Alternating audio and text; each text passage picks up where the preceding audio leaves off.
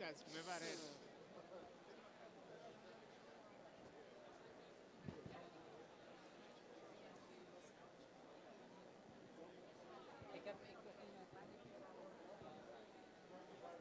That's not the point.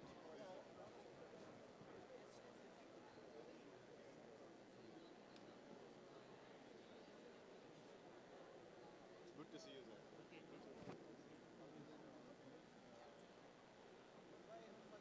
هم شوفتوا.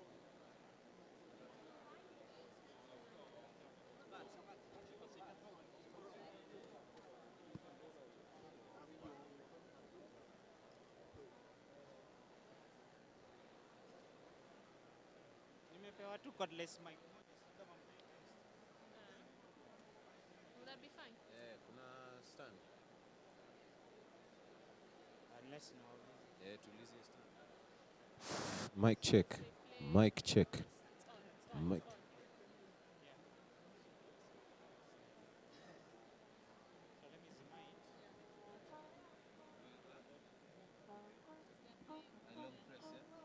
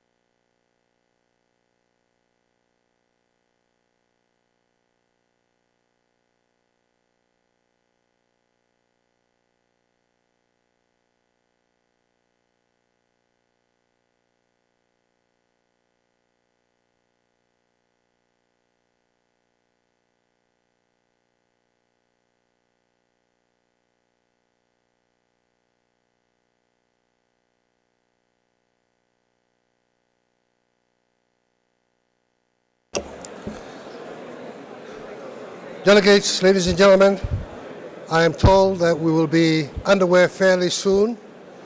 We are grateful for your patience. Thank you very much.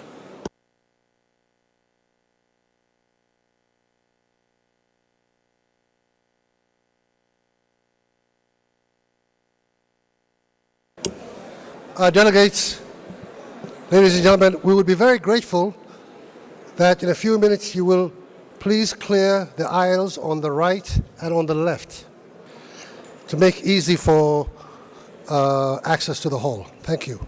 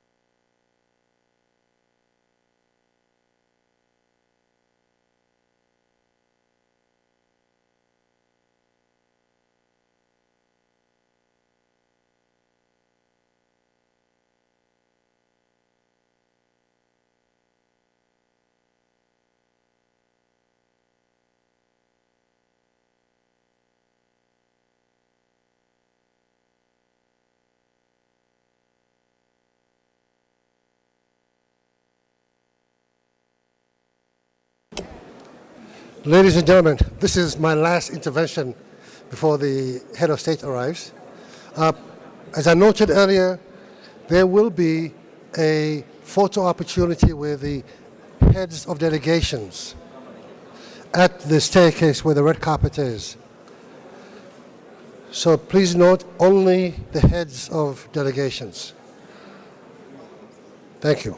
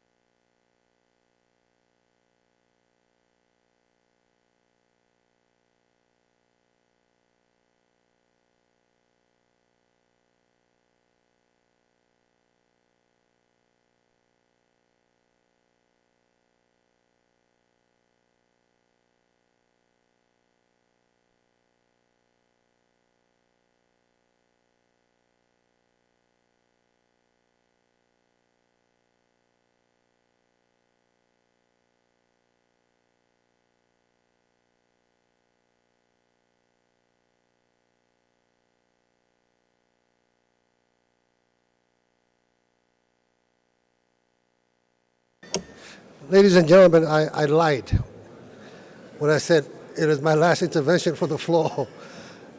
Clarification, there will be a photo opportunity, but it will occur at the conclusion of the President's remarks and he departs from here. Once he departs, at the end of his speech, we will then have the photo opportunity with the heads of delegations at the staircase. So I apologize to any delegates who have already made their way to the staircase now.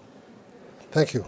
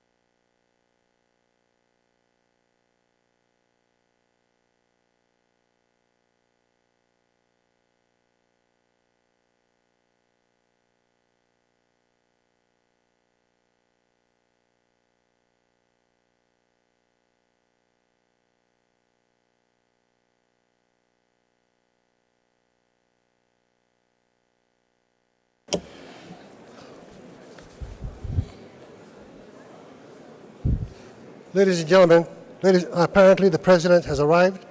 Can I ask all of you to please rise and welcome him? And you may wish to applaud when he enters the room.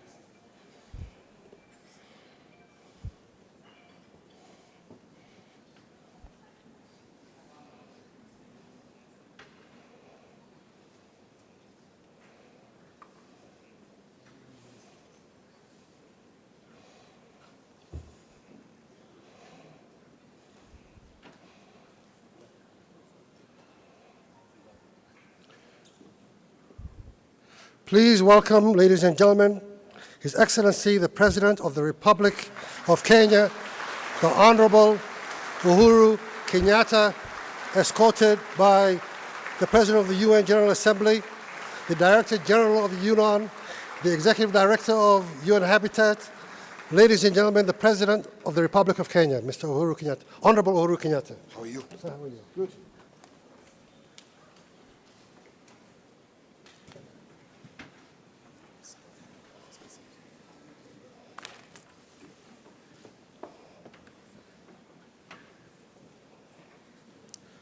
Please be seated.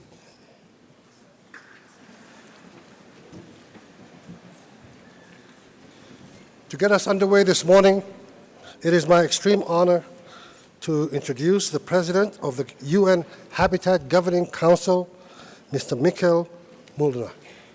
Michael, the President of the UN Governing Council.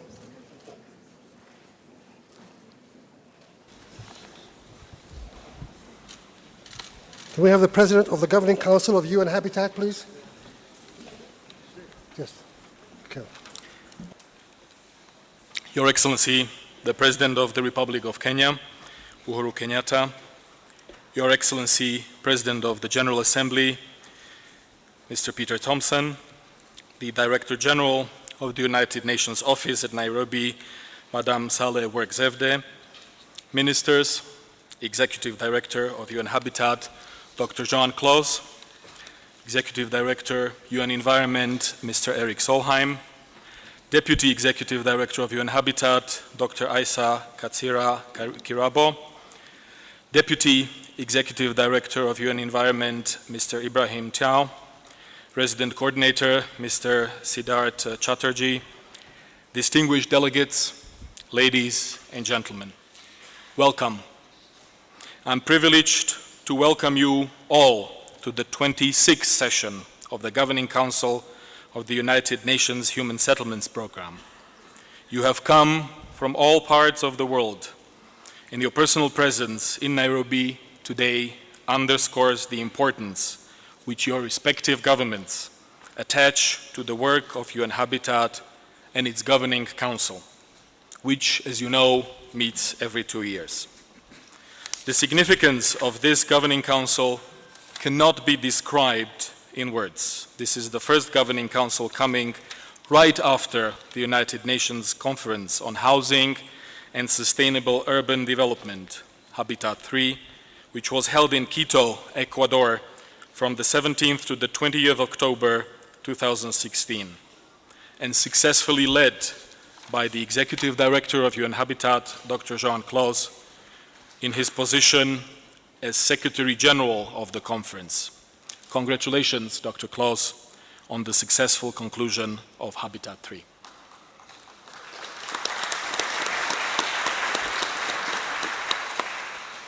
On behalf of the Governing Council, first, I wish to congratulate and extend a special and warm welcome to you, Your Excellency, the President of the Republic of Kenya, Uhuru Kenyatta, and to thank you most sincerely for your personal interest, commitment, and engagement, and from having taken time from your very busy schedule as President of the Republic of Kenya to come and address and inaugurate the 26th session of the Governing Council.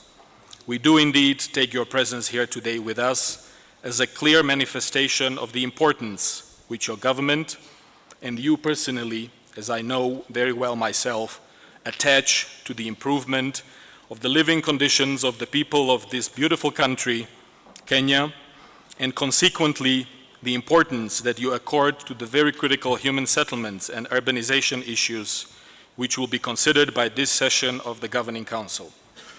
We feel honored and privileged to welcome you to our meeting. We are extremely glad to see you again at this meeting. You will recall 4 years ago, as the newly elected President of the Republic of Kenya, our 24th Governing Council was the first international gathering you graced with your presence. Similarly, 2 years ago, we were honored to welcome you also to the previous session, to the 25th session of our Governing Council. So the commitment is obvious, and I would like to really thank you most sincerely, Your Excellency, for that demonstration.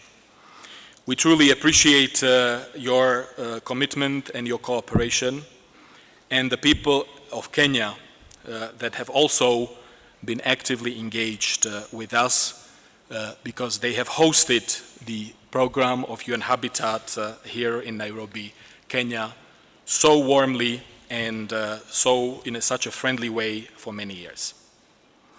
Your Excellency, the President of Kenya, honorable ministers, excellencies, distinguished delegates. I now have the pleasure of inviting the Director General of UNON, Ambassador Saleh Workzevde, to address the Governing Council, including reading the message of the Secretary General of the United Nations, Mr. Antonio Guterres. Madam Zevde, the floor is yours.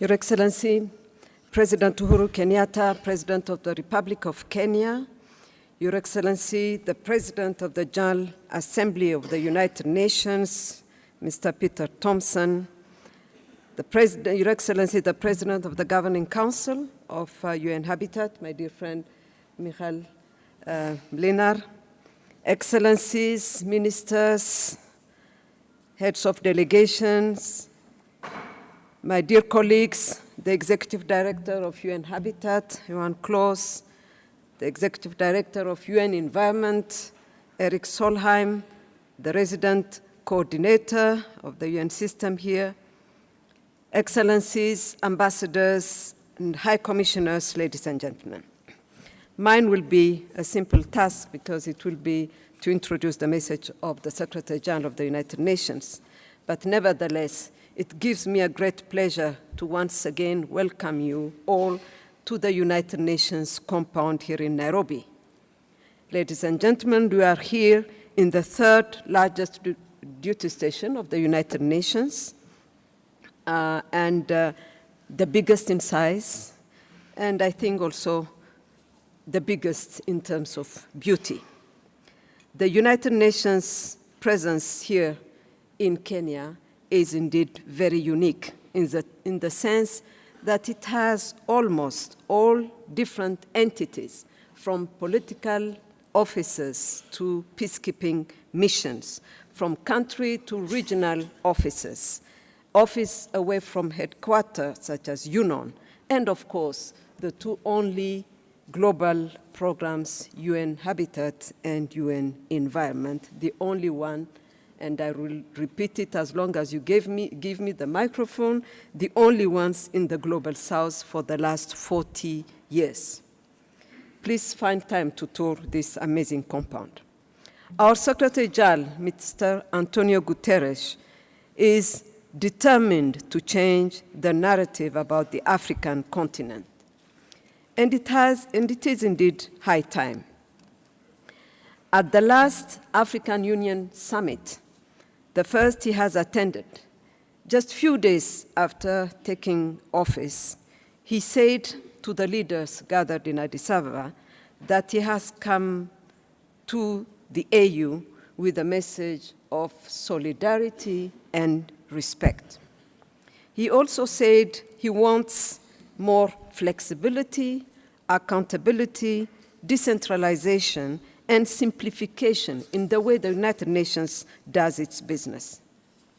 This duty station in Nairobi has all it takes to contribute to changing the narrative about Africa, since it can also be the place where core functions of the United Nations can be done from. We hope in that regard we will get the confidence of member states. I now have the pleasure of inviting you to listen, or in fact, to watch to the recorded message of our Secretary General, Antonio Guterres, that he has sent to the opening session of the Governing Council of UN Habitat. Thank you very much.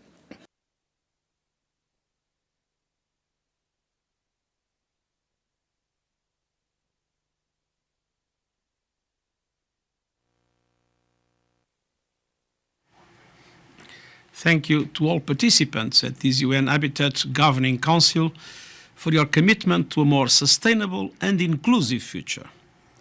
We live in a century of unprecedented urban growth. For the first time in history, cities are home to more than half of humanity, and by 2050, 2 out of every 3 people on Earth will live in urban areas. I welcome your focus on implementing the new urban agenda, which can foster greener, cleaner, safer, and more inclusive cities. With the right approach, urbanization can address inequality, economic stagnation, climate change, and disasters. And that will advance progress on the Sustainable Development Goals and the implementation of the Paris Agreement on climate change. To realize a life of dignity for all, we need cities that are free of crime, pollution, and poverty, cities where diversity is celebrated and the social fabric is strong. We will work together with the Governing Council to strengthen UN Habitat's capabilities to support countries in realizing this vision. Thank you.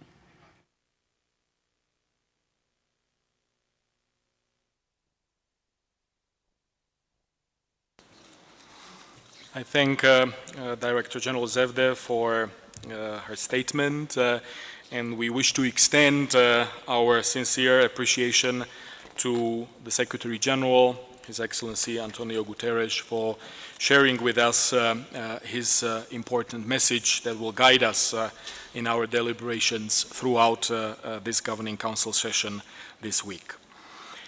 I now invite the Executive Director of UN Environment, Mr. Erik Solheim, to address the Governing Council. I apologize for mistakenly not welcoming him at the opening, but of course he's part of this meeting and we gladly give him the floor. Erik. Apologies.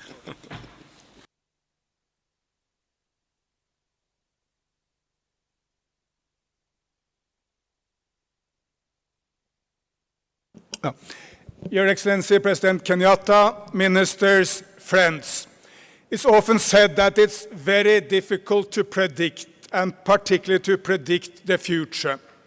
But I think there is one part of the future which is absolutely obvious, and that is that the future of humanity will basically be urban. We have already passed the point in human history where 50% of humanity are living in cities. We are rapidly approaching the time when 60% of human beings will be living in cities. And I don't think we should be surprised if at some point 70 or even 80% of the human beings are living in cities. In Latin America, one of the main continents of the world, we are already at the level of basically 80% of the people living in cities. And we should basically celebrate this development because urbanization is closely linked to becoming more affluent and closely linked to the development which brings people out of poverty. So overall, it's a very good development. But it also comes with challenges. And what has surprised me is that when I speak to mayors and city officials from all over the planet, whether they are from the United States, from China, from Europe, or from Africa, the challenges are very much the same. They are all struggling with how to make their cities green, to protect parks and develop new parks, how to establish very good mass transit systems so that the cities are not really sucked into air pollution, the struggle with waste management, the struggle with energy, the struggle with mainly the same challenges. And that's, of course, why UN Habitat is so critical to provide assistance and support to all of them on all these major issues, facing mayors from Beijing to Washington, from Nairobi to Brussels, and of course you could mention any number of other cities. We have passed the point of no return when it comes to going green. Let's not fool ourselves. Sometimes paradoxes speak more than words. Last week, the Coal Museum in Kentucky in the United States of America decided for new energy. And what did they decide? To go solar.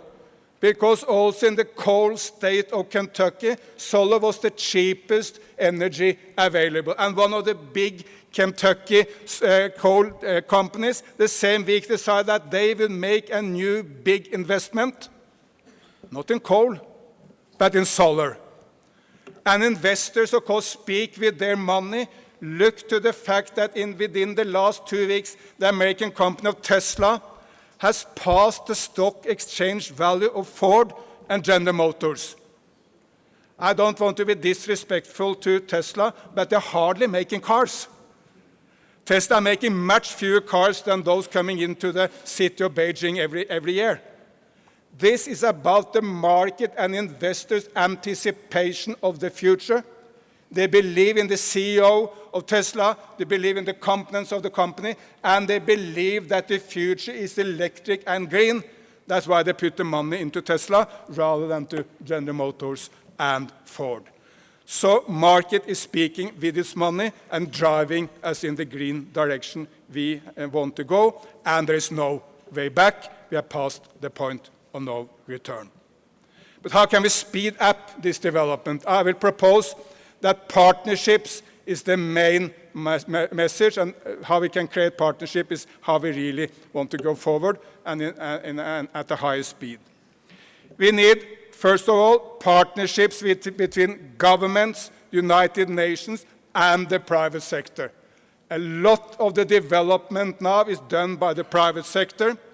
In UN Environment, for instance, we will very, very soon make a partnership with the Chinese company Build Your Dreams. That's the biggest provider of electrical vehicles in the world. It's the biggest provider of electrical buses in the world. And of course has a lot to offer with so many other companies as to how cities can go electric. We will work on the policy side. They will provide technology. And these kind of partnerships can drive the world forward. Then we need partnerships within the United Nations. We have many entities, many organizations.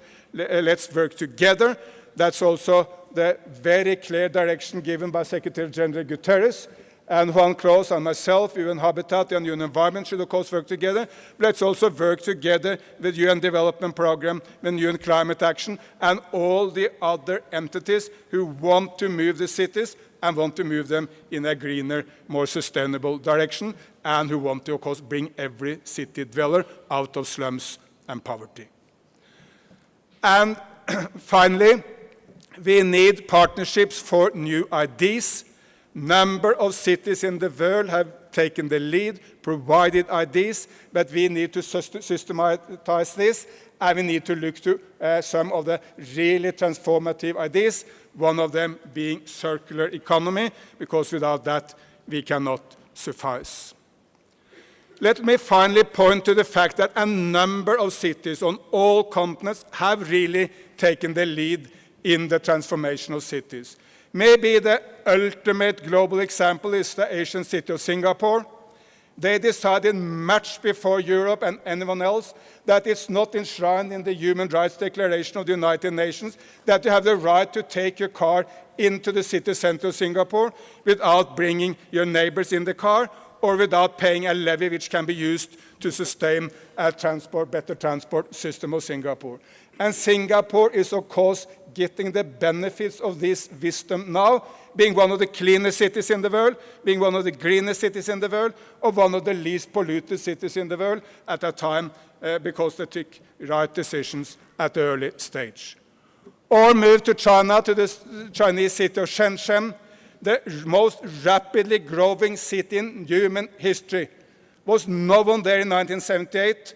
Now it's a population of 12 million. I'm not aware of any city at any continent which has this rocket rise as Shenzhen.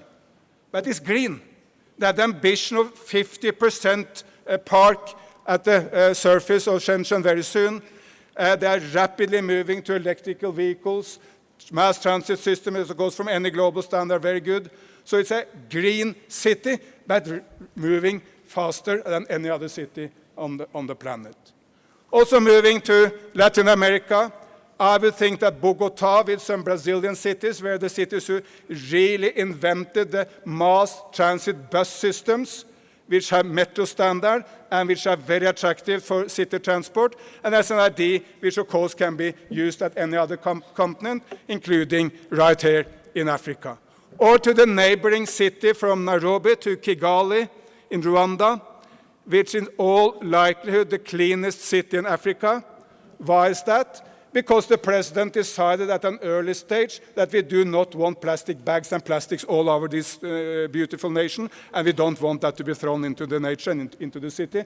And congratulations, President Kenyatta. Congratulations, my very good friend, Judy Wakongo, with your decision to also put a stop to the scores of plastic bags here in Kenya.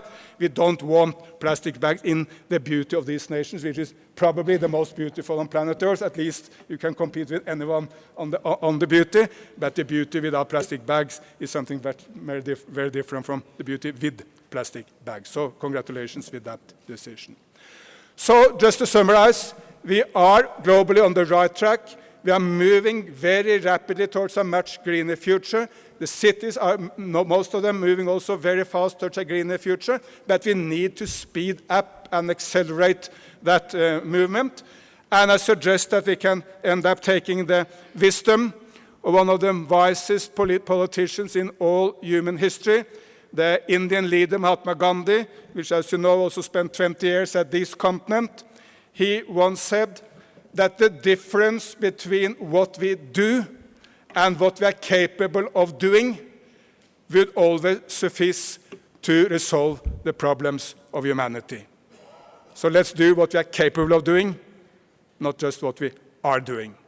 Thank you so much.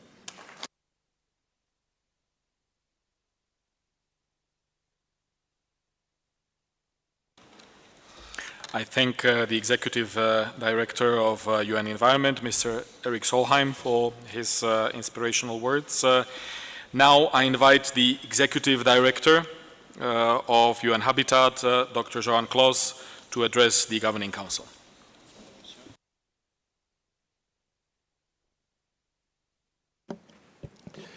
Your Excellency, Mr. Uhuru Kenyatta, President of the Republic of Kenya, Your Excellency, Mr. Peter Thompson, President of the General Assembly of the United Nations, Honorable Ministers and Heads of Delegations, President of the Governing Council, Ambassador Melinar, distinguished members of the Bureau of the Governing Council, Madame Director General of UNON, Mr. Erik Solheim, Executive Director of UN Environment, Mr. Chairman of the CPR, High Commissioner James Kimonyo of Rwanda, Your Excellencies, Ambassadors, Permanent Representatives, and members of the Diplomatic Corps, members of the Independent Panel for the Assessment of the UN Habitat, which has been recently appointed by the Secretary General Antonio Guterres,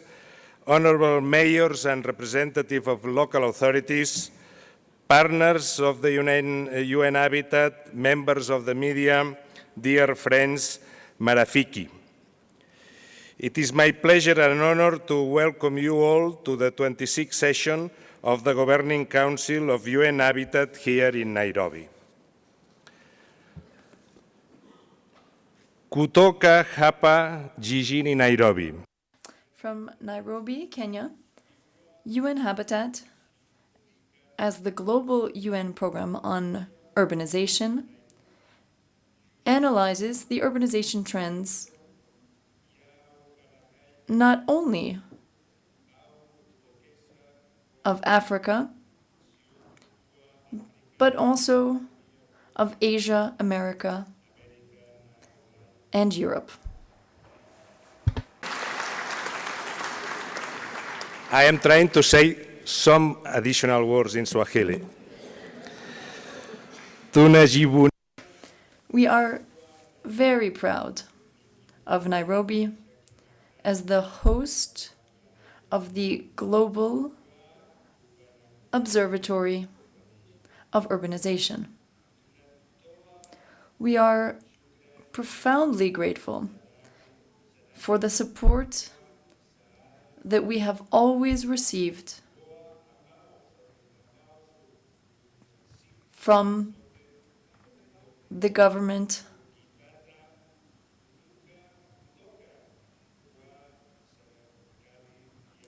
of Kenya. Thank you very much, Mr. President. Pardon me for my limited Kiswahili. Mr. President, in UN Habitat 3, together and with the efforts of all, you have succeeded in developing a new urban agenda that has opened the door to a new paradigm shift on urban prosperity and development. Urbanization worldwide, but most especially in Africa, will be one of the most significant economic and social transformations in the next decades. The African continent is experiencing a shift towards more productive sectors of the economy, coming from the agrarian and extractive industries towards industrial and service-oriented economies. One of the most critical vehicles for this transition is well-designed urbanization that provides a productive scenario necessary to sustain this very strategic transformation of African economy. The theme of this session of the Governing Council is developed to opportunities to effective implementation of the new urban agenda. The new urban agenda is offering us an opportunity that we cannot miss. During this week here in Nairobi, we are all called to action to make the implementation of the new urban agenda a success, leaving no one behind. We have no choice.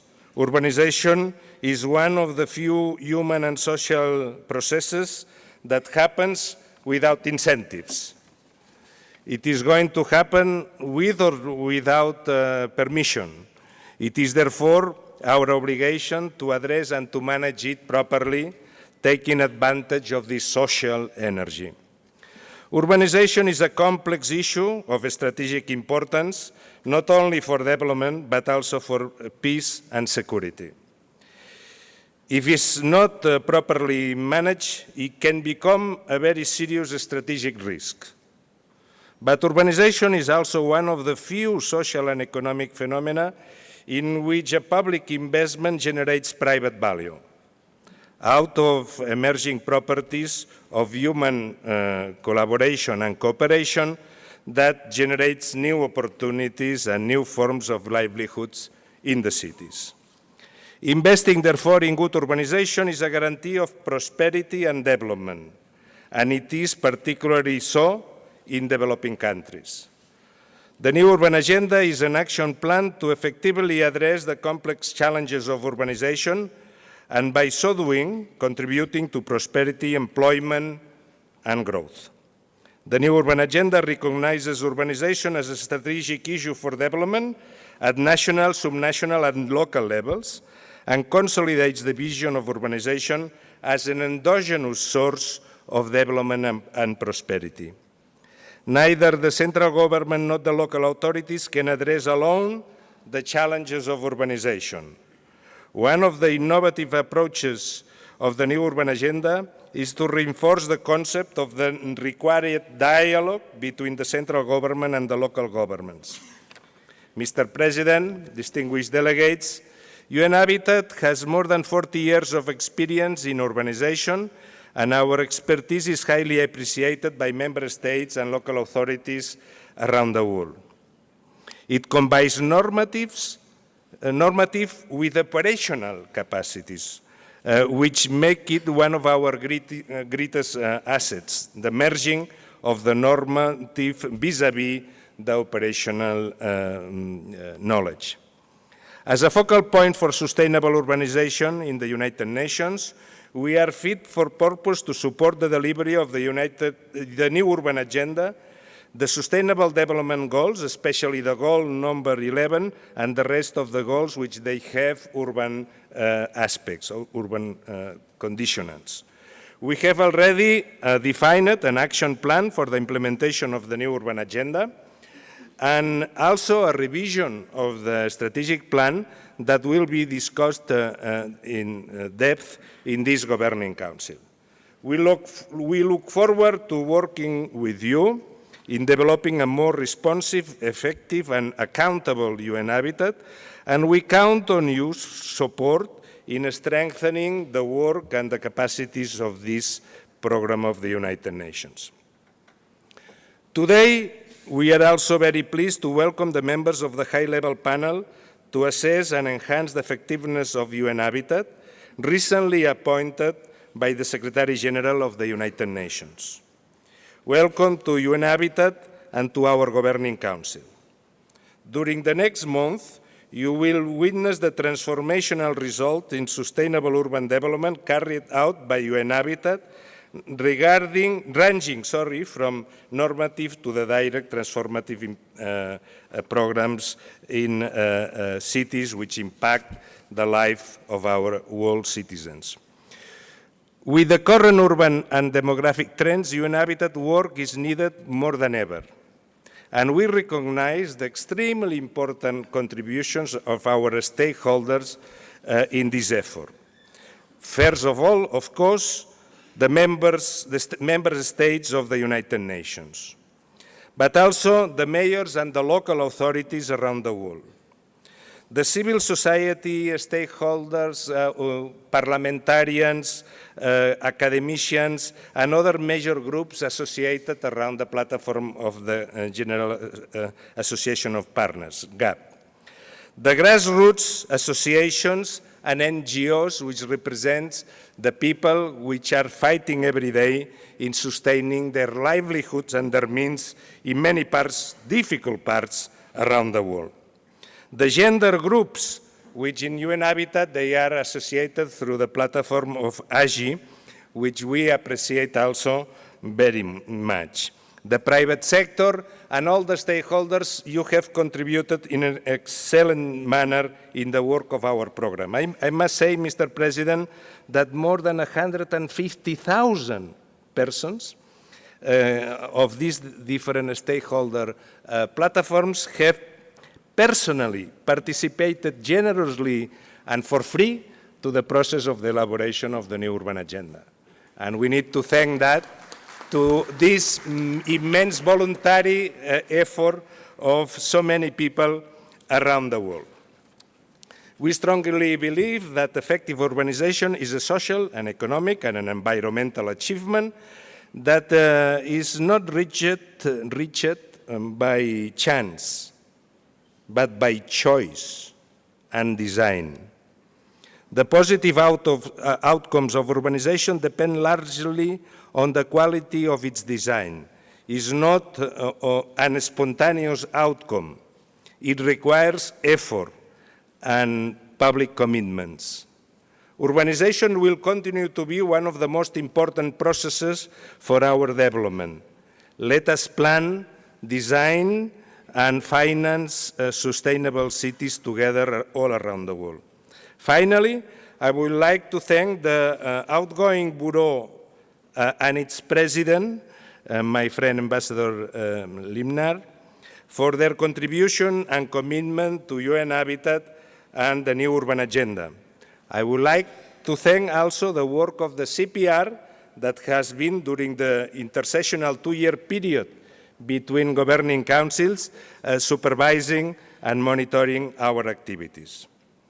And finally, enjoy our discussions, get involved in the process of debate of UN Habitat, enjoy Nairobi, the beautiful city, and Kenya, the prominent and friendly host country of our program. Thank you very much.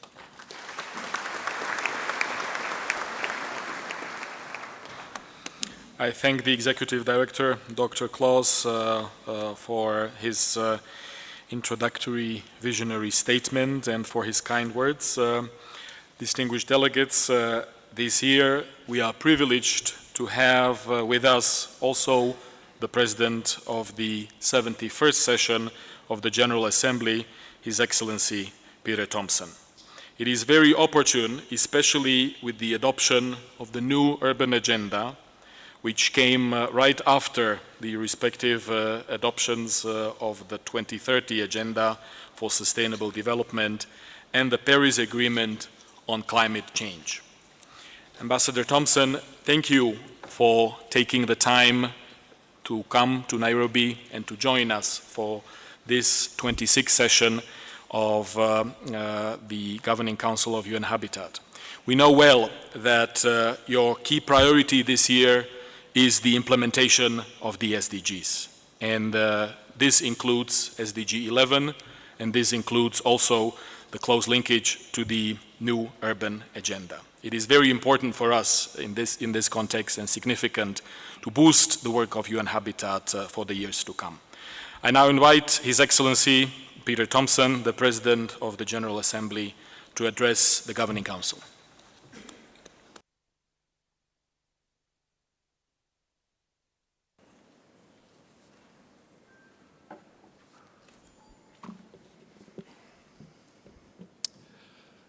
Your Excellency,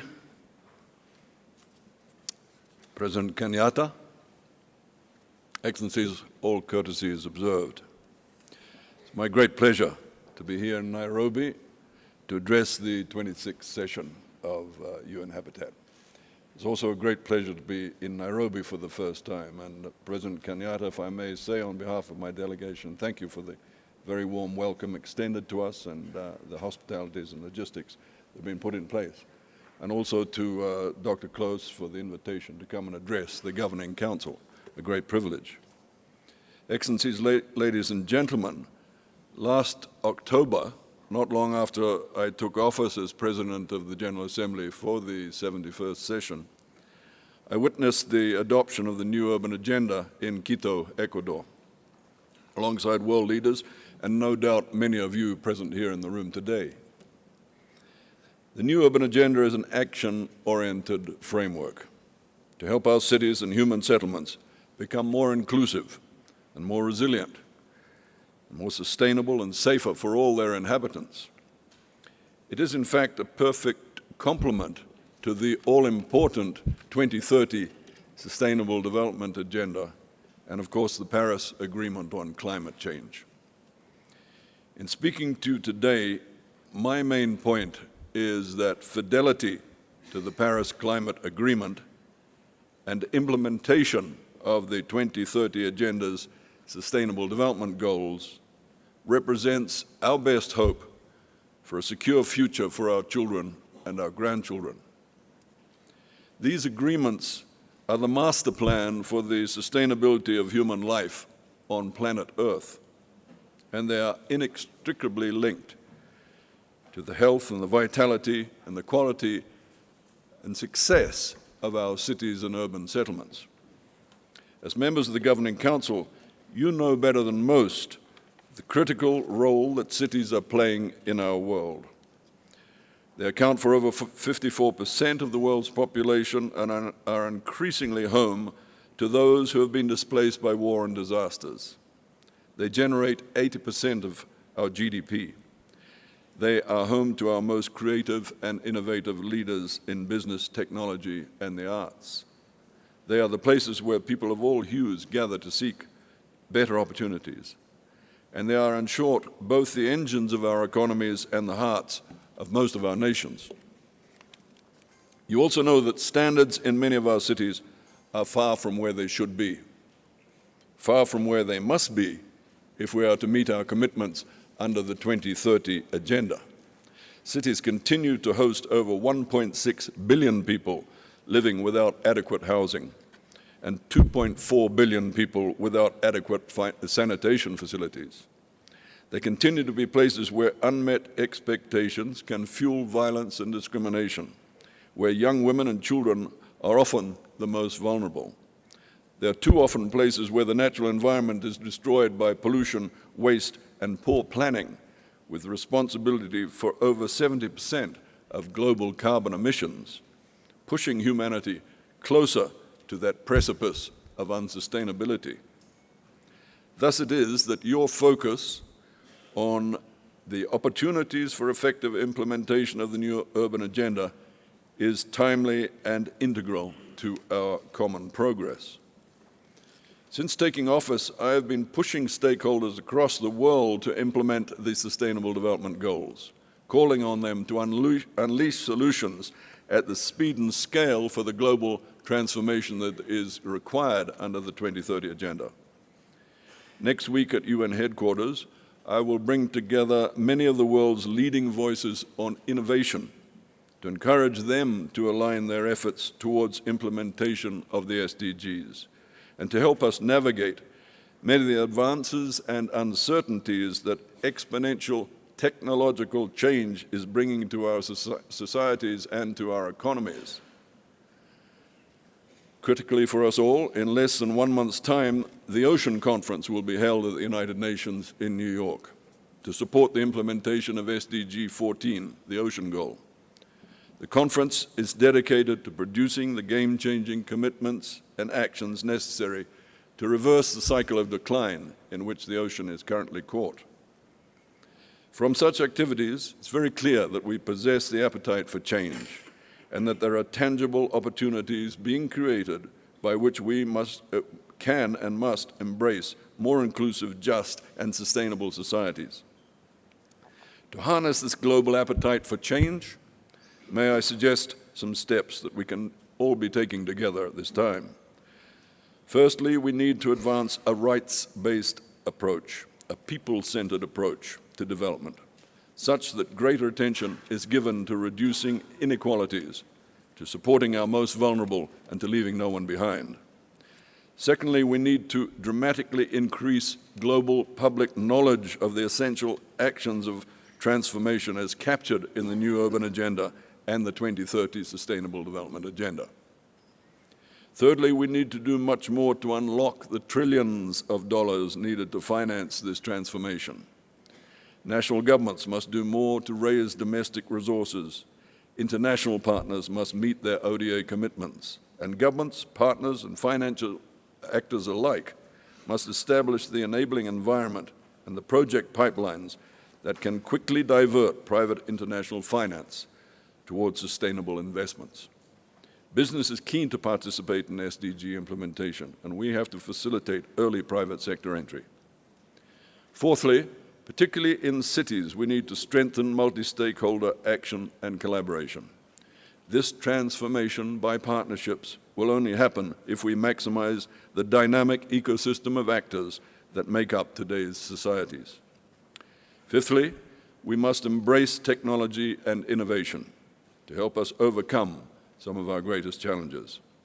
And last but not least, we need to ensure that the United Nations is fit to facilitate these kind of engagements, to support those countries in greatest need, and to work together in unison behind these universal agendas. As you know, Secretary General Antonio Guterres will be, over the coming months, setting out significant proposals to reform the UN in the areas of development, peace, and management. Each of these will impact on your work here at UN Habitat, and I counsel you to support the necessity of reform for the common good.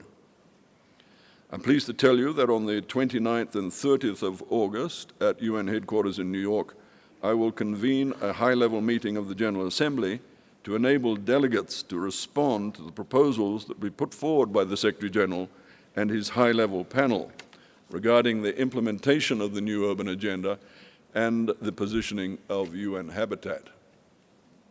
These are crucially important discussions for us all. For the world needs a UN that can support progress and catalyze change in our cities and human settlements. I therefore encourage you all to actively engage in this high-level meeting so that we may ensure that every step is taken to support implementation of the deeply connected new urban agenda and the 2030 Agenda for Sustainable Development. As I've already said, these agreements represent the best chance we have for our children and our grandchildren to maintain a sustainable way of life on this planet. Therefore, let us work together, both this week and at the high-level meeting in New York in August, to drive their implementation with high resolve. And I thank you for your attention.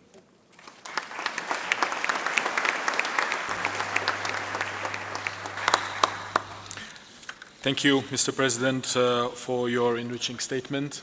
We appreciate your leadership and your commitment to the implementation of the SDGs and to the work of UN Habitat. Now, I have the honor and great pleasure to invite our chief guest, His Excellency, the President of the Republic of Kenya, Uhuru Kenyatta, to inaugurate the 26th session of the Governing Council of UN Habitat. Mheshimiwa Rais, sir, you have the floor. Thank you.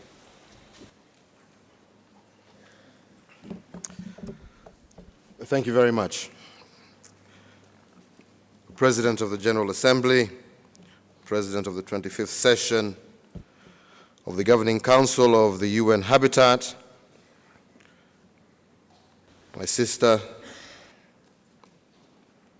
at UNON, the Executive Director of UN Habitat, Ministers, Excellencies, distinguished delegates, ladies and gentlemen, let me begin by saying it gives me great pleasure to join the 26th session of the UN Habitat Governing Council on behalf of my government, on behalf of the people of Kenya. I'm delighted to welcome all of you to Kenya and to say karibuni sana. Let me also take this opportunity to extend a warm and special welcome to His Excellency Peter Thompson, the President of the 71st session of the General Assembly of the United Nations. We commend you for your unwavering commitment to the implementation of the Sustainable Development Goals. Ladies and gentlemen, this session is a milestone for UN Habitat. It is the first meeting of the Governing Council after the adoption of the momentous 2030 Agenda for Sustainable Development and the new urban agenda. As you know, the 2030 Agenda is a comprehensive, integrated, and inclusive outcome document. It aims to achieve peace, prosperity, dignity, and opportunity for all on a healthy planet. I take this opportunity to congratulate each and every one of you for your invaluable contribution to the success of Habitat 3. That enterprise shows the power as well as the promise of multilateralism. Turning to the new urban agenda, I am informed also that it sets out global strategy around urbanization for the next 2 decades. Further, it presents a renewed political commitment for sustainable development and provides the basis for reviewing the mandate of the UN Habitat and its positioning within the UN system. Our immediate responsibility is its implementation. We must quickly seize the opportunities, address the challenges, and implement the agenda. The first step one we can take here and now is to send a strong political message in support of the new agenda. That, ladies and gentlemen, is what leadership demands of us. As host of the UN Habitat, Kenya remains fully committed to the agency, and my administration is ready to contribute constructively and work in partnership with you to secure the objectives of this important session of the Governing Council. Ladies and gentlemen, let us consider the task that lies before us. Projections, as has been stated, suggest that an additional 2.5 billion people will enter urban areas by 2050. Almost 90% of this increase is expected to occur in Asia and Africa. I need not add that this should be a matter of concern to all of us. The challenge is equally clear here in Kenya. According to our own National Bureau of Statistics, by 2050, about half our people will live in cities. Indeed, by 2030, the city of Nairobi will have about 6 million people. For our part as a nation, we have found that the creation of 47 counties under our new constitution has significantly influenced Kenya's urbanization. Our new county governments will handle much of the implementation of the new urban agenda. That's because counties are largely the homes of the secondary cities, which are growing much faster than our primary cities.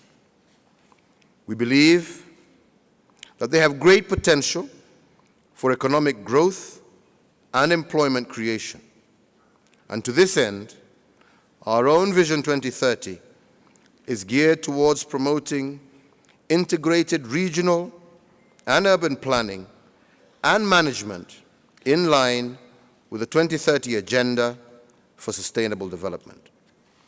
We strongly believe also that new and sustainable technologies will play an important role in human settlements, especially through industrial building systems. In recognition of this, we have taken up industrial building systems in the construction of housing. I can say that our own National Housing Corporation has set up a factory for such sustainable building systems, and we are promoting the development of environmentally friendly buildings and green energy. We are focusing on three main things, notably changes in governance to meet the challenges of the new urbanization, and an awareness of the opportunities presented by the new urbanization, and a turn to technology to meet the new needs. Those, one might say, are the main ingredients of Kenya's policy mix to meet the new challenge. We believe that we can learn from others, and we hope that others will be willing to learn from us. And that is why we welcome collaboration and partnership in these areas. Ladies and gentlemen, the new urban agenda matters to us. It gives us a collective approach to the challenges of our towns, cities, and urban areas our urban areas face today and tomorrow. It presents a paradigm shift based on a clear vision of the interconnections between economic growth, standards of living, and environmental sustainability. It is time now for all of us to act jointly to achieve our shared vision. That vision, I believe, may be stated in a sentence. We want smart towns and cities, economically viable, socially livable, environmentally resilient, and politically stable settlements. That task may seem formidable, but it is not insurmountable. What we do here at this meeting will determine whether we will fail or succeed. One of our first tasks, if I may say so, is also to reform our UN habitat. We will achieve our goals only if it can serve as a focal agency for sustainable urbanization and human settlements. It will not do so if its capacity is not strengthened. That is why we must empower UN Habitat with the resources it needs, and those resources must be adequate and predictable. You will recall that at my last Governing Council meeting, my government made a substantive and voluntary contribution to UN Habitat. I commend that example to you, ladies and gentlemen, and I urge member states to consider enhancing their contributions to the UN Habitat. Equally, the agency itself needs reform and must also be more innovative in its resource mobilization strategies. My government welcomes the recent appointment by the UN Secretary General of a high-level panel of experts to conduct an evidence-based and independent assessment of UN habitat, and we believe the initiative is timely. In light of recent challenges that will not be unfamiliar to any of us, I believe that the organization and structure of the agency requires reform to make it more effective, efficient, and accountable in its decisions and their making. We look forward then to the recommendations of the high-level panel, and we expect the panel to contribute positively when we discuss the effective implementation of the new urban agenda at the high-level meeting during the 71st session of the UN General Assembly in September this year. Executive Director, I'm informed that your tenure at UN Habitat will end later this year. Despite the challenges the organization has experienced in recent years, it would be very remiss of me if I did not recognize your valuable contribution as the Secretary General of Habitat 3, and I wish you and my government well in your future endeavors. Thank you very much.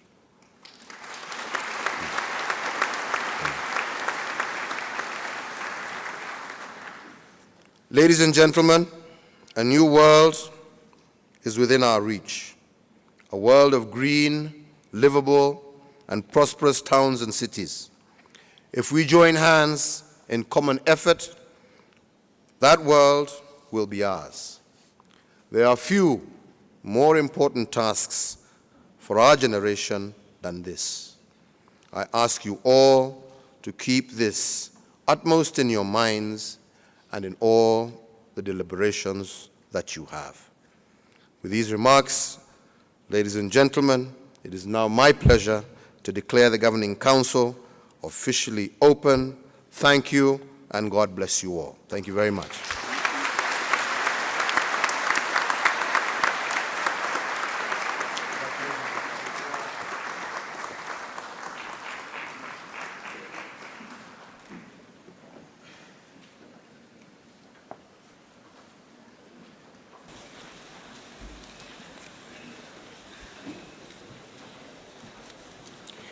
On behalf of the Governing Council, I wish to thank His Excellency, the President of the Republic of Kenya, Uhuru Kenyatta, for his wise, thought-provoking words, and for inaugurating this 26th session of the Governing Council. Asante sana, Mheshimiwa Rais, kwa uongozi wako. Tunatakia Kenya mema na mafanikio. Asante sana. We really appreciate this opportunity to interact with you, and we thank Kenya once again for the hospitality not only of UN Habitat but also of this important meeting. Excellencies, distinguished representatives, ladies and gentlemen, this brings us to the end of the first part of our proceedings for this morning. May I, on behalf of the Governing Council and on behalf of all the delegations that have come to Nairobi, thank once again His Excellency, President Uhuru Kenyatta, for gracing this occasion with his presence, and the government and the people of the Republic of Kenya for the warm hospitality with which we have already started to enjoy this beautiful country. I also want to thank the President of the General Assembly for his presence at this meeting, having traveled all the way from New York, and other distinguished guests for having been with us on this occasion. May I now request the distinguished delegates to remain at their seats while I see the President out. We will resume the session at 12:45. We will resume the session at 12:45. Please remain seated. The meeting is temporarily adjourned. Please note the head of delegations will have a photo opportunity with the President at the staircase. Please remain in your places until the high table departs. Thank you.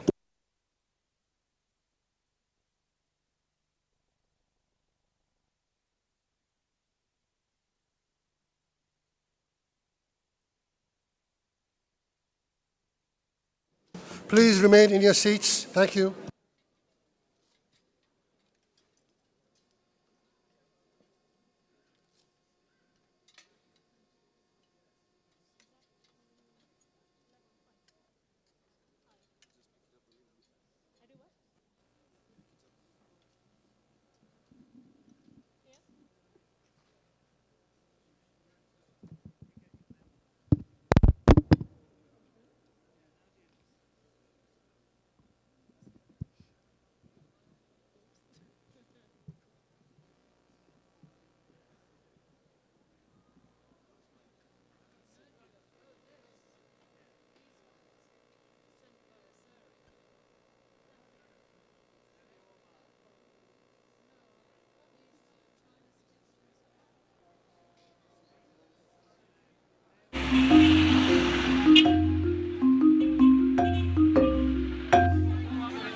Africa is experiencing rapid urbanization. Statistics indicate that the continent's population is 1.2 billion people and is expected to triple in the next 50 years. It is projected that in 2050, the continent's urban population will reach 60%. That poses quite a number of challenges, mainly the capacity of the governments to plan the urbanization. And then when the capacity of the governments cannot match the speed of urbanization, then the tendency is that urbanization tends to develop in a spontaneous urbanization. In the past, urbanization used to be looked at negatively as a threat to development. But today, urbanization is becoming a powerful tool for development, with the United Nations Human Settlements Programme, UN Habitat, spearheading the rallying call for governments to consider cities as key engines for economic development. Urbanization generates value. This is something that it's a kind of extraordinary aspect of urbanization. When you have a piece of land and during the night you change the catalogation of this land, and from being rural you catalog it as urban, the price of the land has multiplied by 10. The African Union is sensitizing its members to raise the profile of urbanization as a force for Africa's development, as spelled out in what is known as Agenda 2063, a long-term regional agenda to achieve development in 5 decades. Urbanization which is taking place on the continent has to be coordinated. We have to ensure that there is infrastructure to be able to cope. This process will be supported by Sustainable Development Goals, SDGs, and the new urban agenda that was adopted during the United Nations Conference on Housing and Sustainable Urbanization in Quito, Ecuador. I believe that we can use urbanization as a tool for modernization. One, in terms of the fact that it creates concentrated markets for development of agriculture. Aside from that, the movement of people into urban centers stimulates economic activity. Liberia's population is relatively small, 3.8 million, and with our vast resources, mineral, agriculture, marine, oil, the potential for becoming one of the fastest growing economies is there, and I think that's already been recognized. Today, the Seychellois have skills, enough skills to understand what is good for them, skills to be able to participate in the economic development. And this has been our forte, because we have a well-educated people, we have invested in people, they have proper housing. We have worked on the roads linking the towns. We have worked a little bit on the urban roads, not as much as we would like to do. The housing is mainly done by the private sector as of now. We have said, let us produce energy from solar, we continue with the coal, but also increasing the wind, using the wind, but using also the hydro. So the combination of these was not there before. In the process, they employ people, but also we raise the volume of energy. My government has begun developing and implementing modern, seamless transport logistics and communication systems. These systems are to be deployed for the benefit of all stakeholders of our transport network. We have effective decentralization where citizens participate in any process, including deciding on what happens in their resettlement. And this works for urbanization as well. Government is initiating a pilot housing scheme of 2,838 units uniformly spread across the 36 states and the FCT. Guinea can become an export country, and in the future, food will be more important than fuel because population is growing and food is not enough to feed the population. And my priority is agriculture. We are investing quite a lot in energy because, you can't have urbanization without electricity. And that's why we launched a program called the New Deal on Energy for Africa to provide universal access to electricity in Africa by, 2025. And these are the key messages worth emphasizing. Urban economies are critical for national and regional economic growth. Sustainable urbanization promotes development when well planned and managed. Sustainable urbanization requires effective urban governance and legislation, and public space, including streets, is the core of well-functioning urban centers. You need public space in order to create roads, because in order to generate value for the plots, every plot must be very well connected. When you improve the connection of the plot to the fabric of the public traffic system of the city, the value of this plot automatically increases.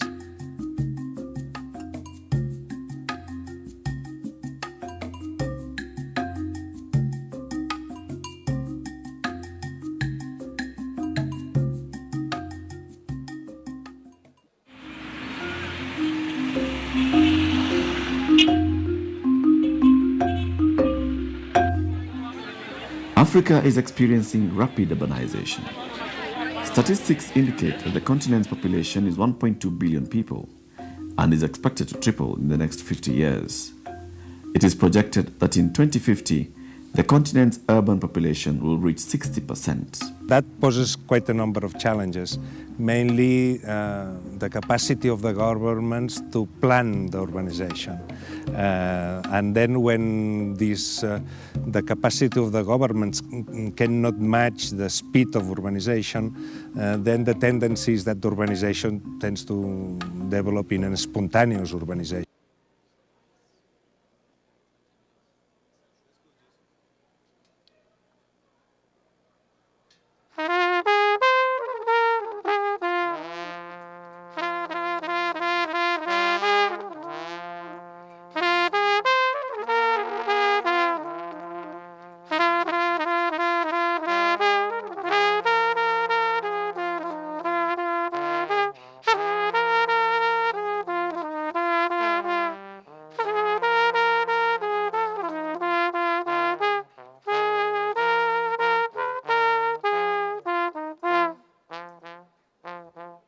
Ladies and gentlemen, this is Moran Music Kenya from Nairobi, Kenya, where music is in our hearts.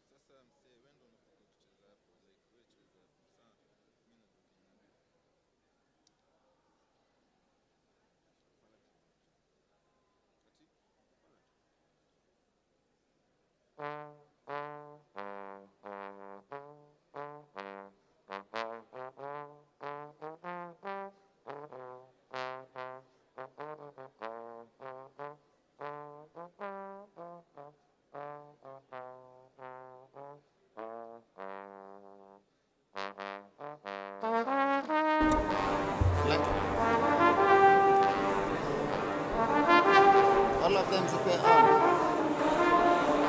without switching them off.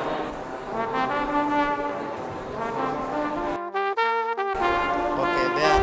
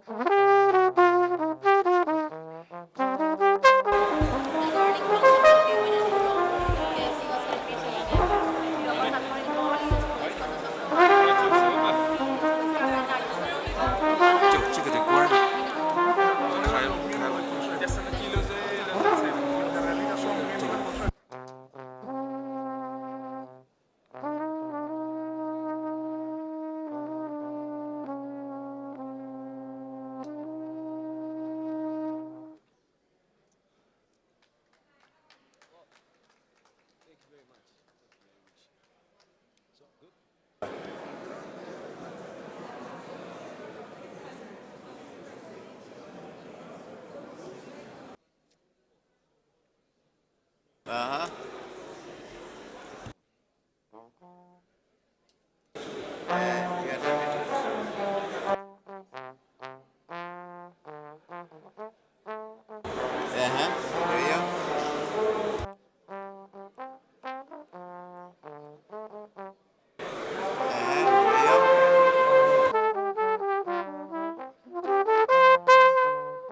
Planning Council.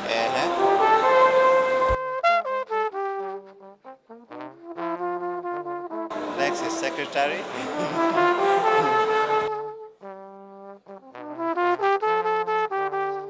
Habitat.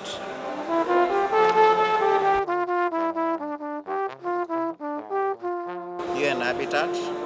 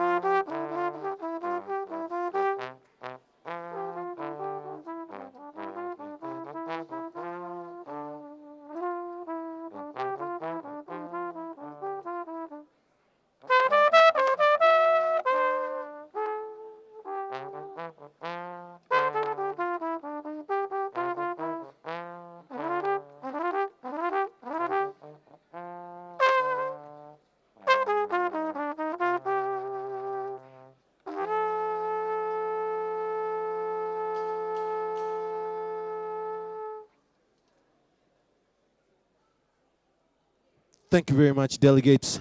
That is Moran Music Kenya from Nairobi, Kenya, for you today.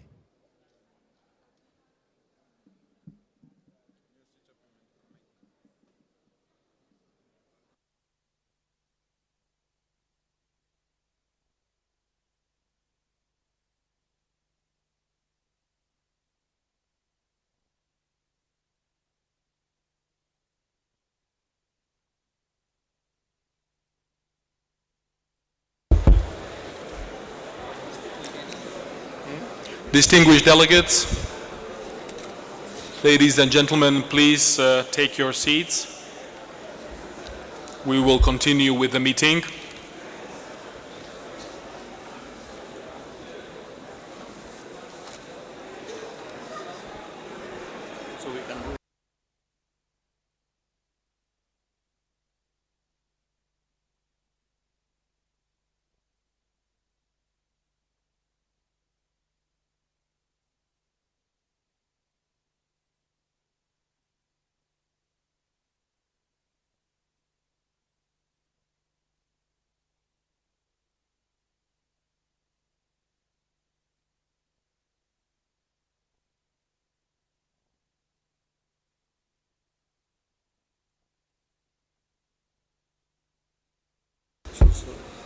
Distinguished delegates, excellencies, ladies and gentlemen, may I now invite the Governing Council to turn to the first item on our official agenda.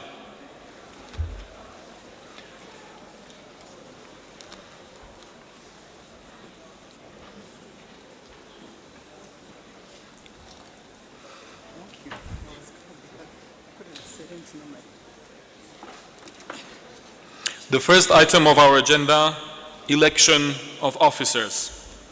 Under Rule 17 of our Rules of Procedure, the Bureau shall consist of a President, 3 Vice Presidents, and a Rapporteur.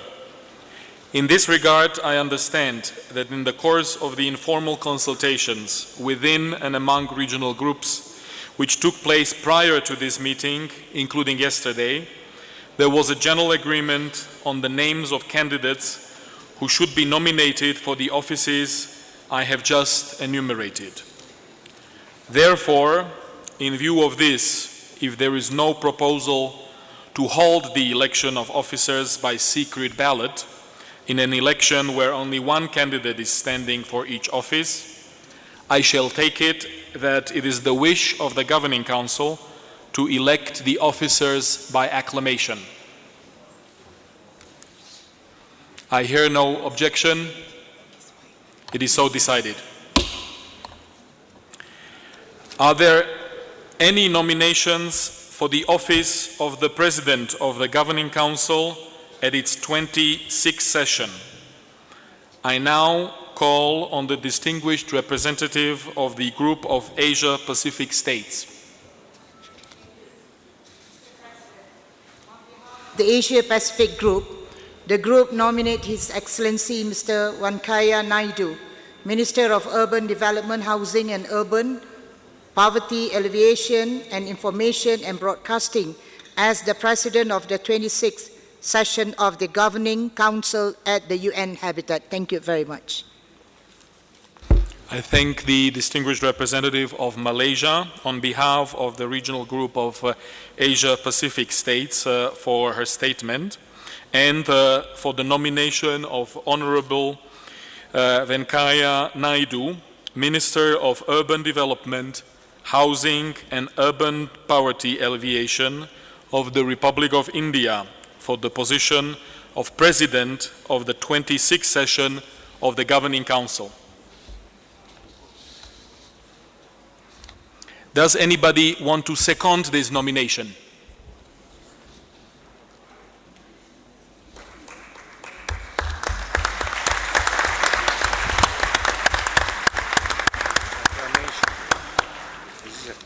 I take it as your expression of support and agreement, and I would like to state that we have, by acclamation, elected His Excellency Honorable Venkaiah Naidu, Minister of Urban Development, Housing and Urban Poverty Alleviation of the Republic of India, who has been nominated by the group of Asia-Pacific states. In the absence of any nomination, I declare with great pleasure the election by acclamation of the new President of the Governing Council at its 26th session. I invite His Excellency to take the chair.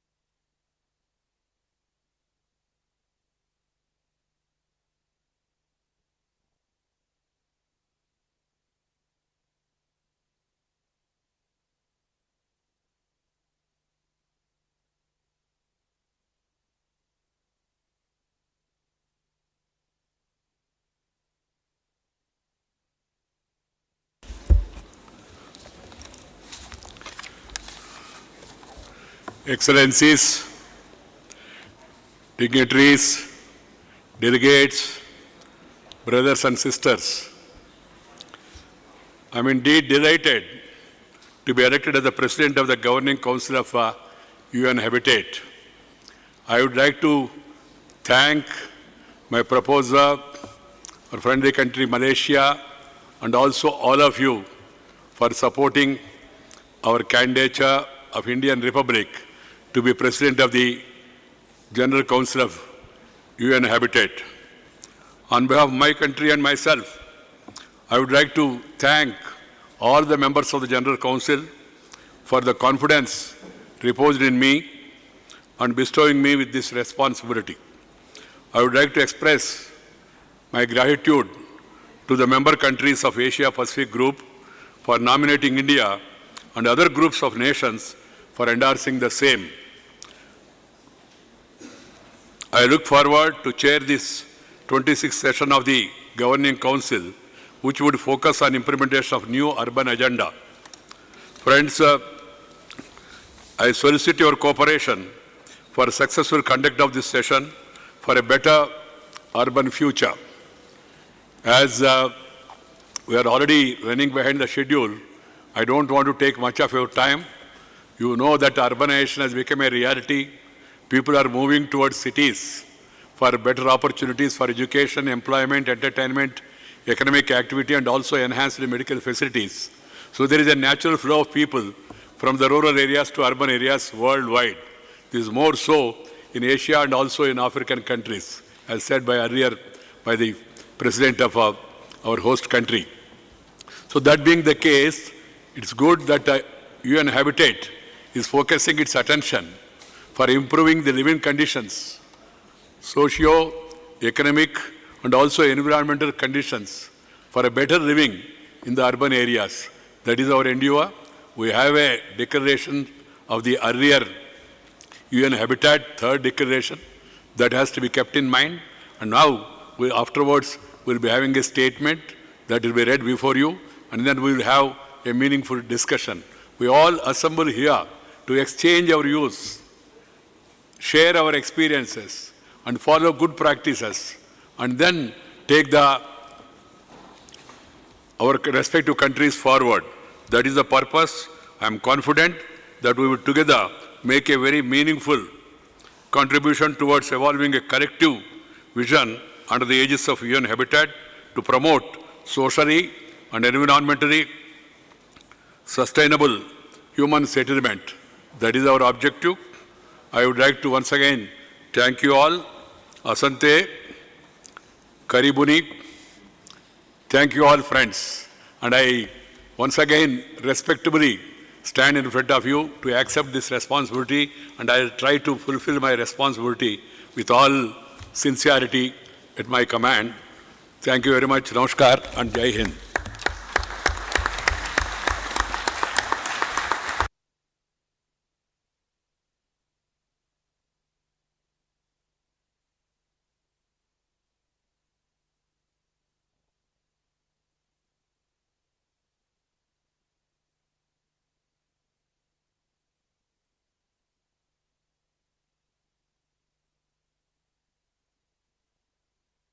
Friends, with your approval, we will move on for another half an hour.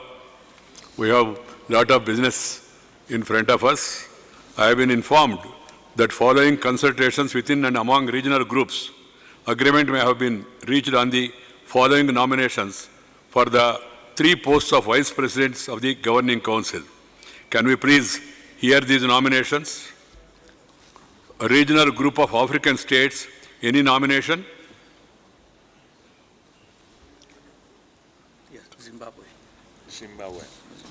Zimbabwe. Thank you very much, Mr. Chairman. On behalf of the African Group, I have the honor and pleasure to nominate Honorable James W. Macharia, Cabinet Secretary, Minister of Transport, Infrastructure, Housing and Urban Development of the Republic of Kenya. I thank you. Anybody want to second this nomination?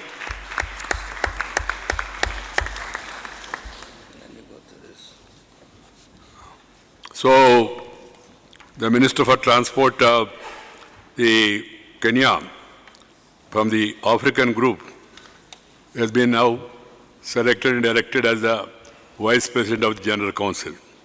Then we move on. Then regional group of West European countries and others. Any nomination? Regional group of Western European and others. Any nomination, please? Please. Israel. Yes, on behalf of the WEO Group, we are proud to announce the nomination of Mr. Franz Marre of Germany for being the Vice President from the WEO Group. Franz Marre. Is there anybody who want to second this nomination? I take it that you all approve it? Okay.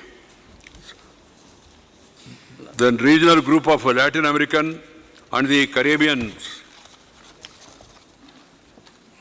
Latin Americans and Caribbeans, please. Colombia. Any nomination? Buenos días. Good morning to everyone.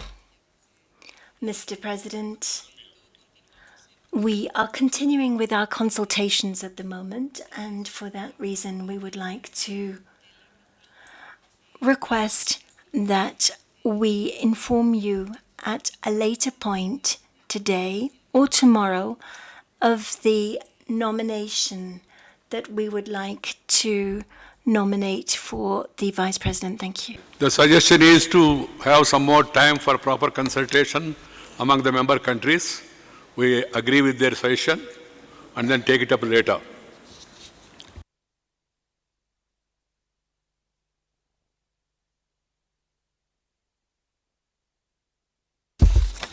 Now, friends, as per the procedure, I would seek your approval for electing these 2 Vice Presidents, one from Germany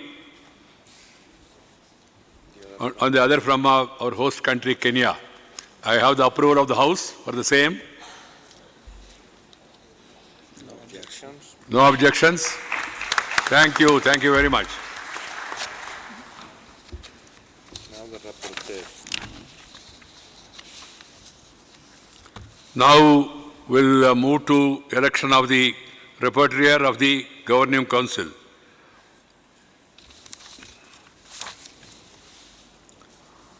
I have been informed that consultations have been held by representatives and the Eastern European Group has the Yes, it's... Eastern European Group. Is it Romania, I think? Mr. President. Romania. Yes, Mr. President, first of all, I would like to congratulate you and the Vice Chairs elected for the next 2 years as Bureau, like the majority of the Bureau of the Governing Council. And I have the pleasure on behalf of the Eastern European Group to nominate His Excellency Andrei Chibris, Deputy Minister of Construction, Housing and Utilities of Russia, as Rapporteur of the Governing Council, the 26th session of the Governing Council. And if you allow me, I would also, on behalf of our group, we are very grateful for the leadership, constructive leadership of our friend, Ambassador Mikhail Milnar, in the last 2 years, leading as President the 25th session of the Governing Council. Thank you very much. Secondment of this nomination. Are there any objections? No? Can I take it that this nomination has been accepted? Thank you very much. Friends, now I invite the distinguished rapporteur to please take a seat in the rostrum from Russia.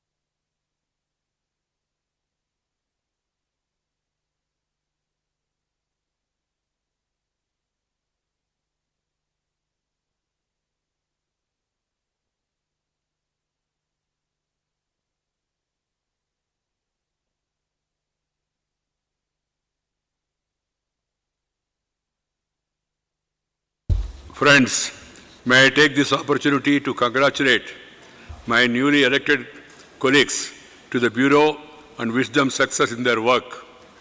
I look forward to our working closely together in the discharge of the task before us. I wish also to invite them to take the first meeting of the Bureau, which will take place this afternoon at 3 o'clock, at 2 o'clock, in room number CE 112, which is located behind the podium of this meeting room.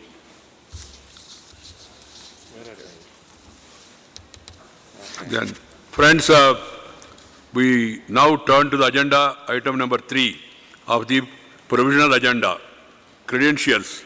Under Rule 16 of the Rules of Procedure of the Governing Council, the Bureau shall examine the credentials submitted by the delegations to sessions of the Governing Council and report thereon to the Governing Council.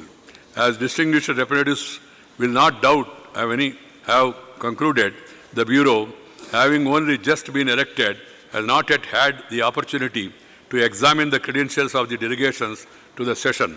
The Chair would therefore propose that this item be deferred to a later time to enable the Bureau to examine the credentials and report to the Governing Council. The Bureau will make every effort to do so promptly in accordance with Rule 16 of our Rules of Procedure. I hear no objections.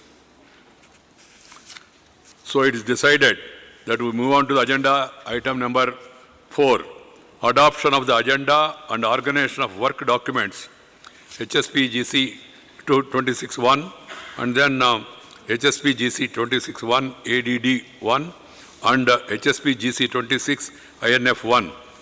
As concerns our agenda for this session, distinguished representatives will recall that the provisional agenda as contained in the document before them, HSP-GC 26-1, was agreed upon at the 25th session of the Governing Council, which was held in Nairobi from 17th to 23rd April 2015.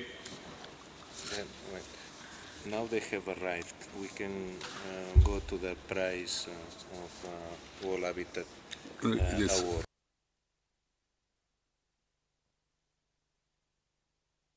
May I take this that the Governing Council now adopts the agenda for its 26th discussion? It is so decided. Now I give the floor to the Executive Director. Thank you very much, dear President. Let my first words to be of congratulations for your election. As for the election of the rest of the Vice Presidents, of members of the Bureau, and also the election of the Rapporteur. As it's traditional in the Governing Council, we are going to proceed very briefly to the presentation of the World Habitat Awards.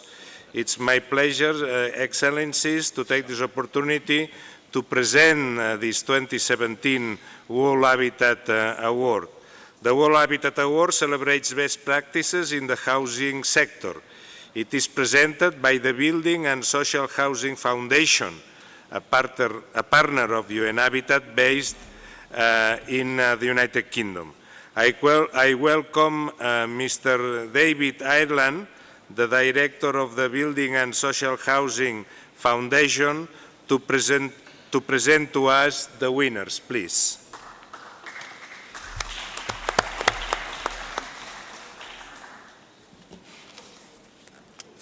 Thank you, Executive Director, and thank you, Governing Council, for the opportunity.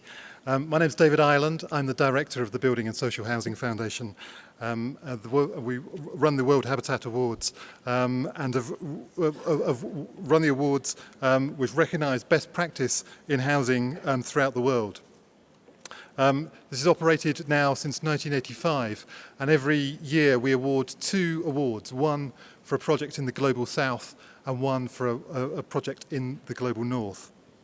The philosophy of the awards is that the major challenges in housing around the world all have answers which are already there, and the purpose of the awards is to find those answers and bring them to a wider audiences. Some of these projects are well known throughout the world, others are locally known, and we aim not just to reward the awards but also help them grow and come to places where they are needed most.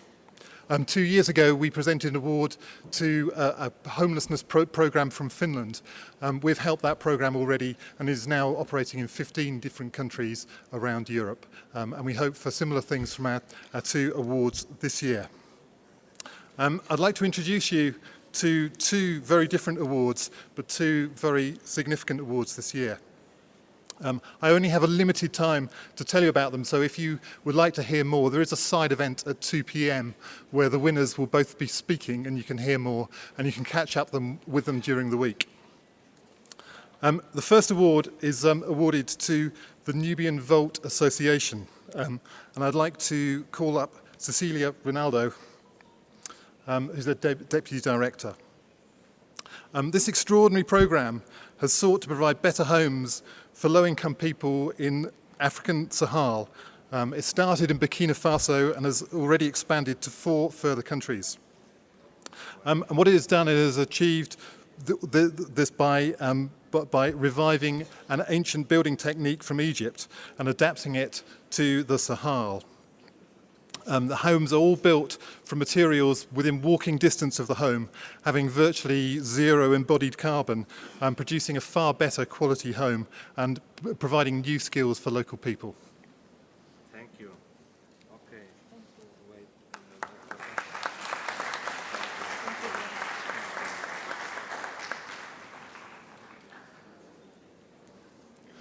context of the second award could scarcely be more different. More Than Housing from Switzerland comes from the city of Zurich, one of the richest cities in Europe, but also one of the least affordable for people on low or middle incomes. And More Than Housing is a collaboration of more than 50 housing cooperatives who've come together to build something better and bigger than they could provide by themselves.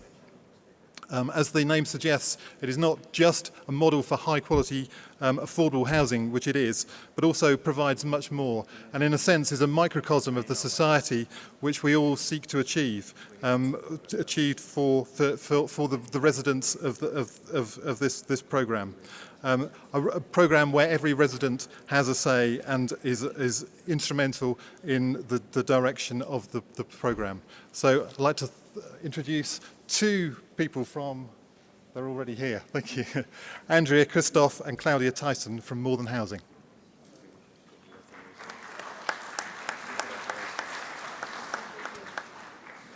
Thank you. Thank you very much.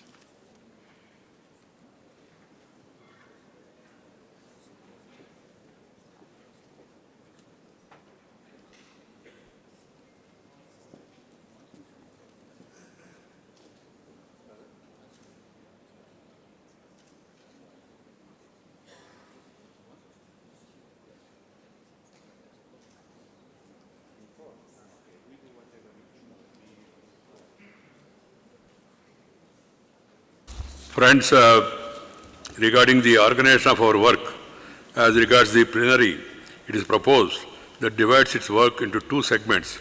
First, a high-level segment of ministers and heads of delegations, which would be held today in the morning and afternoon sessions during the same periods, tomorrow also on 9th. Then a dialogue of government with the local authorities and other partners on the special theme for the 26th session under agenda item number 7 will be held in the plenary on the morning and afternoon of Wednesday. The issues to be considered by the high-level segment are indicated in paragraph 6, 7, 16 and 17 of the notification issued by the Executive Director, Dr. John Close, initially dated 21st March 2017, with a new revision dated 26th April 2017 as attached, which is before us. The issues and the conduct of the dialogue are indicated in paragraphs 20 to 25 of the same document. May I take it that these proposals are agreeable to the Governing Council? I hear no objections. We can take it that the General Council has agreed for the same. Distinguished delegates, under Rule 22(1) of the Governing Council, may I set up such subsidiary organs, subcommittees or working groups as it may deem necessary and refer to them any item of the agenda. In that respect, I wish to draw the attention of the distinguished representatives to the proposal by the Secretariat as contained in paragraphs 28 and 29 of the notification issued by the Executive Director, Dr. John Close, initially dated 21st March 2017, with a new revision dated 26th April 2017 as attached. In essence, it is proposed that we establish one sessional committee of the whole, which would be given the responsibility for the full discussion of items 5, 6, 8 and 9. The plenary will be free to discuss issues arising out of 5 and 7 as well as all remaining items being considered in the plenary. May I take that we agree to establish committee of the whole? So it is so decided. The committee of the whole will begin its work this afternoon in conference room. Conference room number 1. Friends, it is also decided that we also propose in paragraph 29 of the notification of the Executive Director, Dr. John Close, initially dated 7th March 2017, with a new revision issued on 26th April 2017, that we establish a drafting committee to consider all the draft resolutions prior to their consideration by the plenary of the Governing Council. I wish to propose, if there are no objections, that the draft resolutions first go through the committee of the whole, which will transmit them to the drafting committee just in case of discussions in the committee of the whole will have any foreseeable impact on the resolutions. I propose further that the drafting committee, upon conclusion of its work, forward it to the plenary through the committee of the whole to ensure its deliberations correlate to the resolutions and also to foster consensus. If I hear no objections, the drafting committee is hereby established as indicated above. Normally, as we are not able to discuss at length in detail in such a larger plenary, we form these committees. Committees will have in-depth discussion and they will come back, and at the end, the General Council will be taking them for final discussion. That's the practice. That has been the practice earlier. That is the practice now also we want to follow. It is so decided that drafting committee will begin its work this afternoon at 4 p.m. or soon after, as soon as it receives the resolutions from the committee of the whole. As per Rule 18, I wish to propose for your consideration that we designate the following vice presidents as chair of the two committees we have established. From Kenya and Germany, two vice presidents whom we have already elected. May I take it that the governing council agrees to the proposal as recommended? So it's so decided. Having now established the committee of the whole and the drafting committee, before moving to the high-level segment of ministers and head of delegations, I now wish to invite the chair of the Committee of Permanent Representatives, CPR, Ambassador James Kimono, to briefly introduce the work of the CPR during the last 2 years, including the draft resolutions prepared by the committee for consideration by the 26th session of the Governing Council, and also the report of the working group on program and the budget established by this body during the 25th session. Ambassador, now you will have the floor.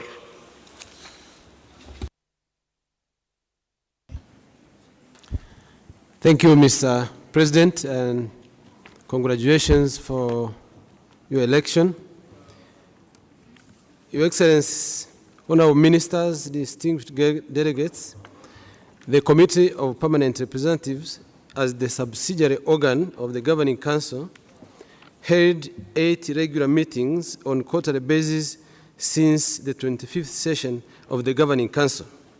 The committee, through its subcommittees, also held over 100 meetings, and in doing so, the CPR tried to keep the mandate in monitoring the progress in implementation, the work program for the biennium 2016-2017, as well as implementation of the resolutions of the Governing Council as passed during the last session.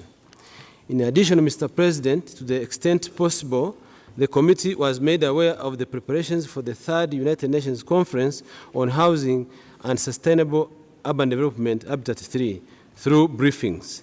The summary of our work as a committee is presented to this Governing Council through document HSP/GC/26/3 and HSP GC 26/3 Addendum 1 and HSP GC 26/3 Addendum 3.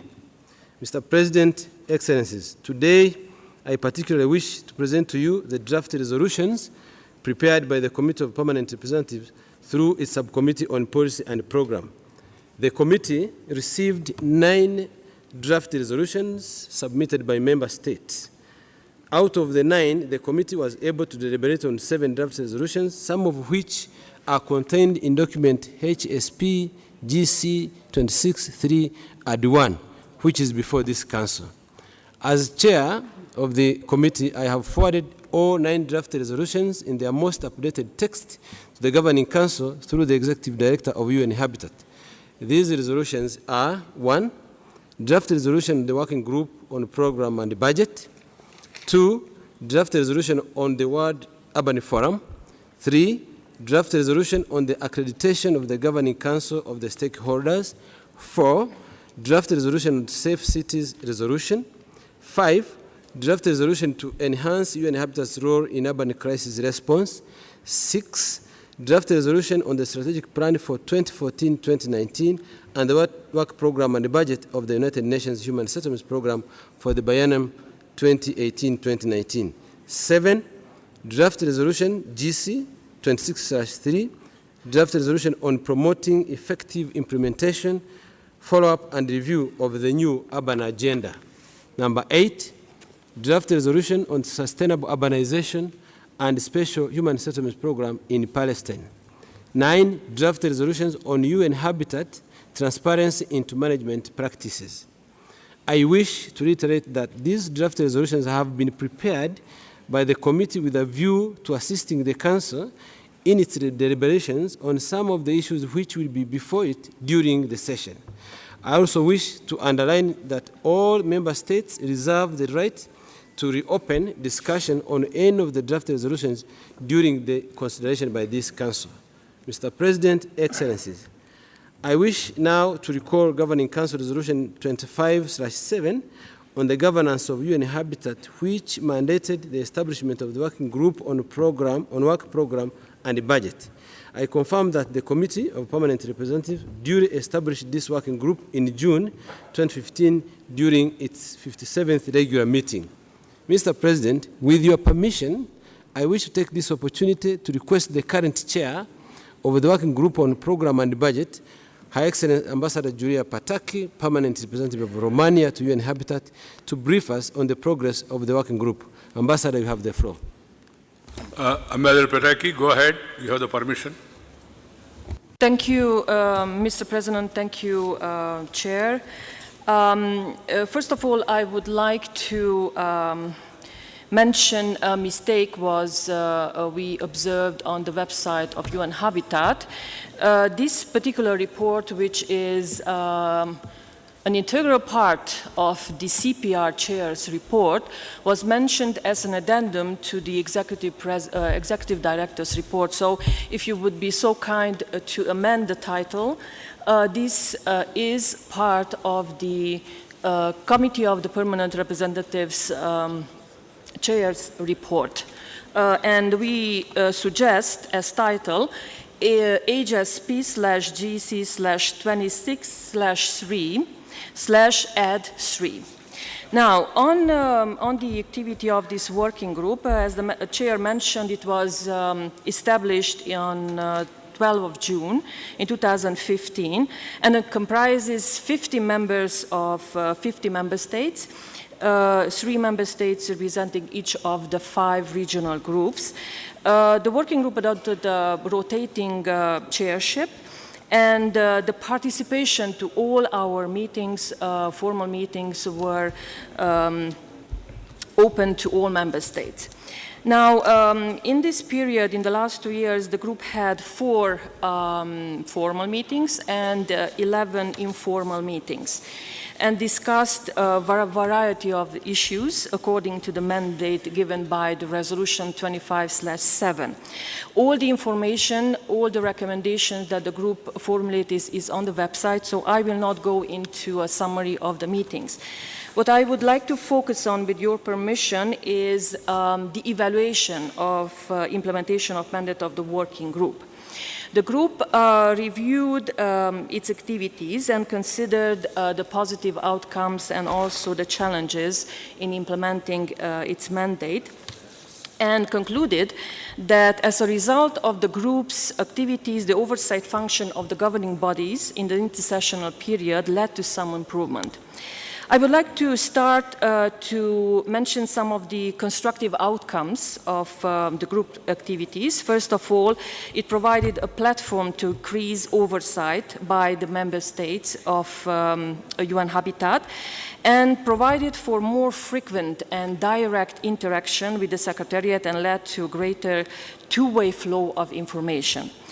On the other side, member states achieved a better insight to the activities of Secretariat, operations, procedures, reporting, and reviewed and followed up on a number of recommendations in evaluations and assessments of UN Habitat. Upon request, the member states, the Secretariat started providing more detailed updates and reports on operational and financial aspects of UN Habitat. And lastly, the group attracted growing interest and active participation of member states in addition to the membership of the group, which actually led to enhanced cooperation, better mutual understanding, and eventually increased ownership of member states for this particular governing process.